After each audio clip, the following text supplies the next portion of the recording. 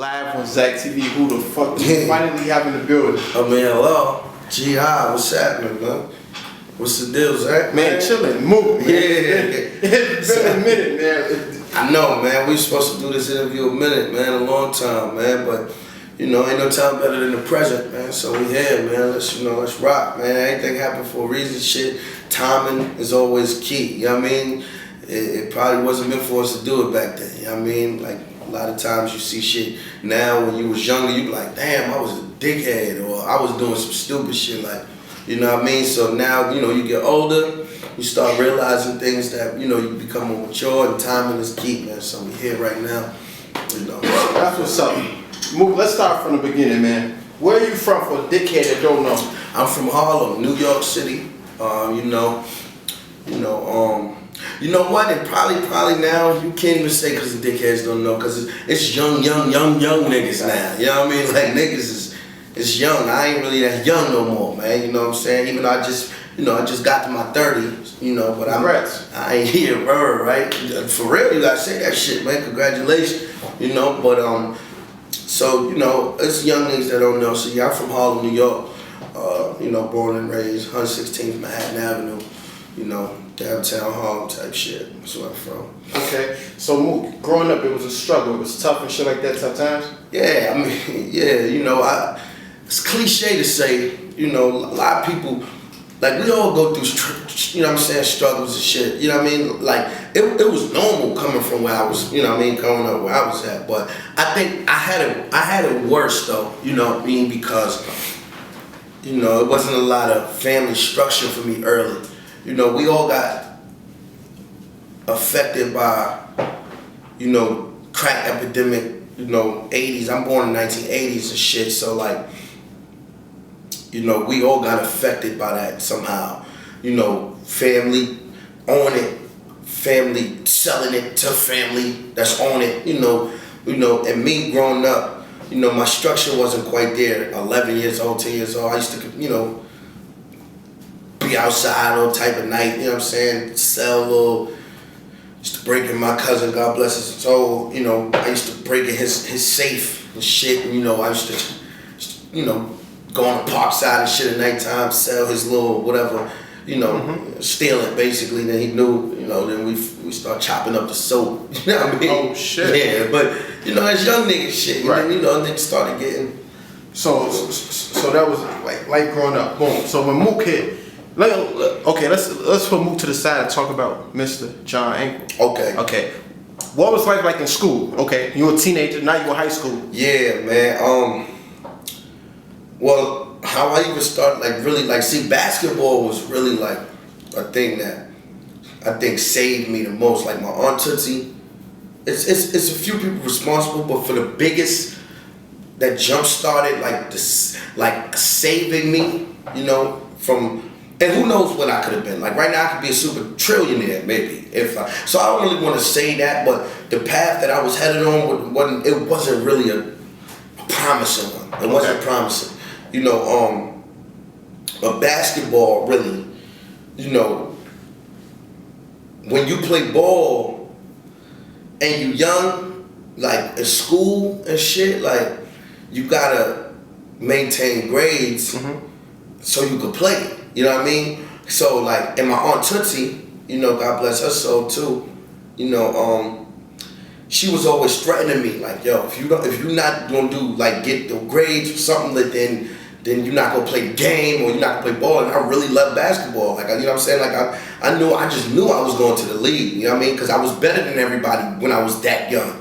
You know what I mean? I was just naturally gifted with basketball, you know, so in school, you know, I started living with my aunt. That's what happened. Because I missed, when I was in 6th grade, I missed 96 days of school. 96? Yeah, 96 days. Like, so I'm telling you, like, the structure of my life, like, I could wake up. I mean, all my friends can tell you. I got a friend that's, you know, he loves Chicago, man. My man, Skoski.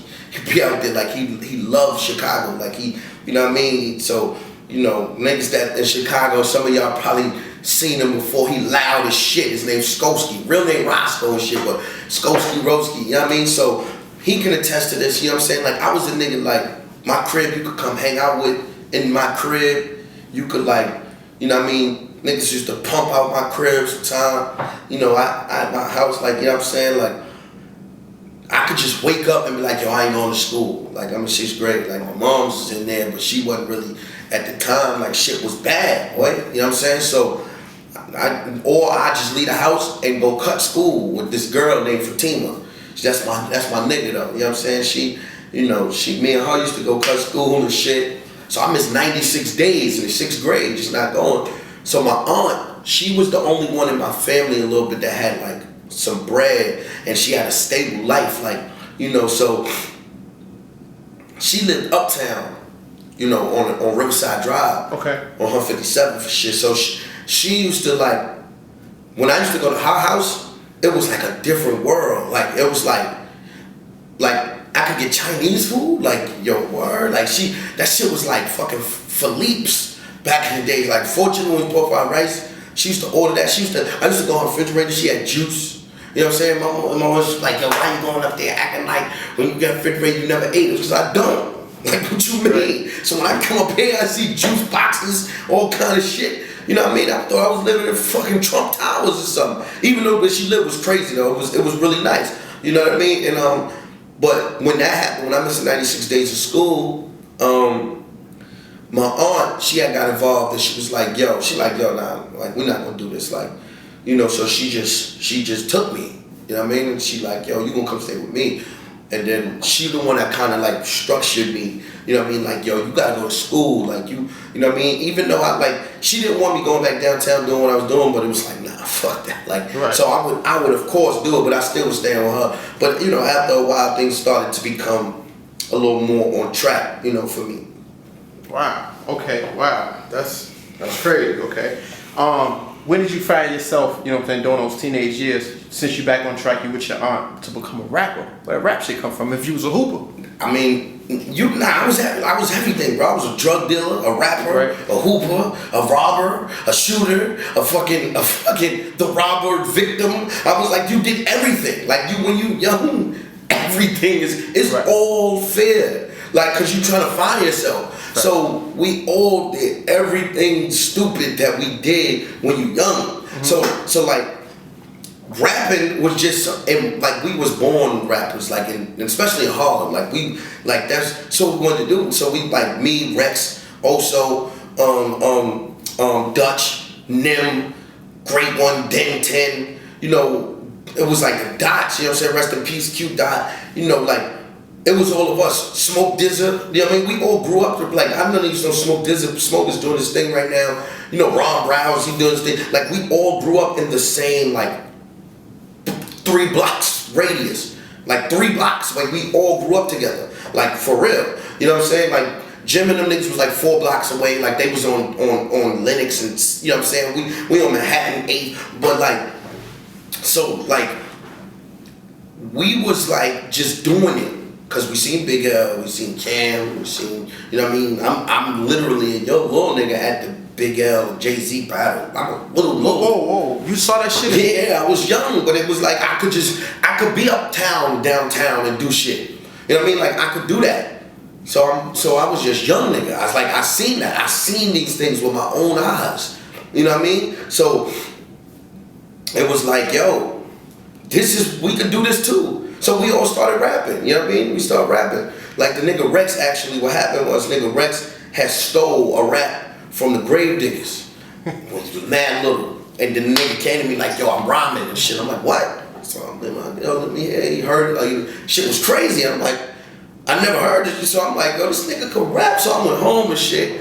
I'm like, I can rap. Fuck you. Right. So I wrote me a rhyme and shit. Then I came and then he like, so he didn't tell me at the time he took the rap, you know what I mean? Right. So he just like, oh, so he must have went back like, fuck it, I can rap too, you know what I mean? And we all just together, like then all our niggas, we just start rapping. Then it took it till later to be like, yo, you know how I stole that rap. I'm like, word. Oh, shit. Word, but yeah.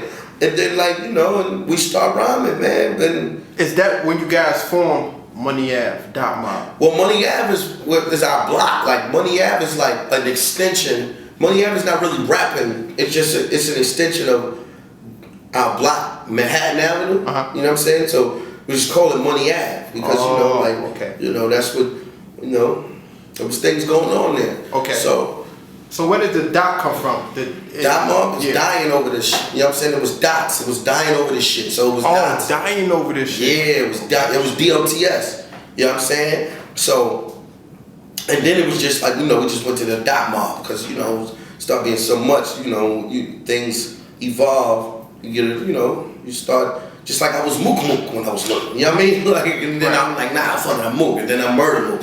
You know what I mean? Like, so we just we cut a little shorter, we added on the mob to it, and that was it. It was a bunch of us. It still is. Okay, so y'all start rapping and shit. When did you decide, I want to battle a motherfucker, I want to really see what my talent can give me. I want to, put a crowd around him. I mean, battling was from the beginning. That was it. That was like, we didn't even, before songs, we was just like, the battling was how you got known. So like when I told you I seen Big L and Jay-Z and them shit, like that was a battle. You know what I mean? Or seeing DMX battle. You know what I'm saying? Seeing Sean Don and Drag On battle. You know what I mean? Have they epic battles, or seeing Cam battle, or seeing like niggas was battling. So that was what we all did. So we was battling each other and shit. Like, dudes from other blocks. Mook, when you initially start meeting with the labels, talk about getting signed, you're going from battling on the corners of Harlem to these big offices in Manhattan. What was that feeling like?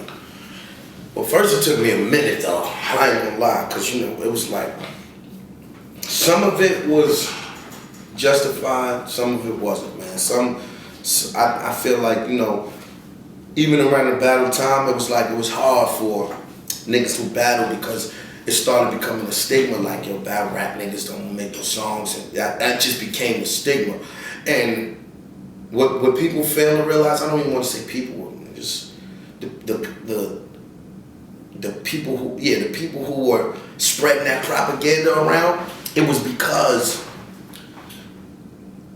of the internet started becoming so much like LimeWire and BearShare, all of that shit you could steal music from. So what started happening is that the music industry began to change, and resources weren't as much. Money started becoming lower, and there's no more artist development anymore. Everything starts to become, just instant gratification. So what starts to happen is that the artist, that's the battle rapper, you know what I mean?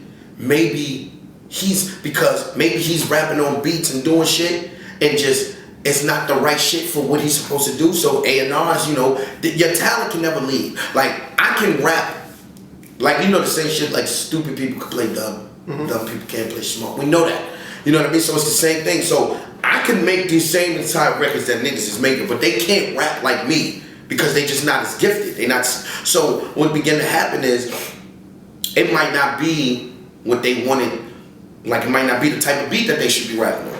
You know what I mean? So, but there's nobody there to tell them how to rap on this beat. Whereas before, when resources could be allocated correctly, it used to be like, yo, nah, look, we gonna be sheltered, we gonna make our music. There's gonna be mad trash shit you gonna put out. You think that these artists that you hear now, their albums, this is like the first 12 or 14 songs they made? Hell no. They made a bunch of shit that was like, nah.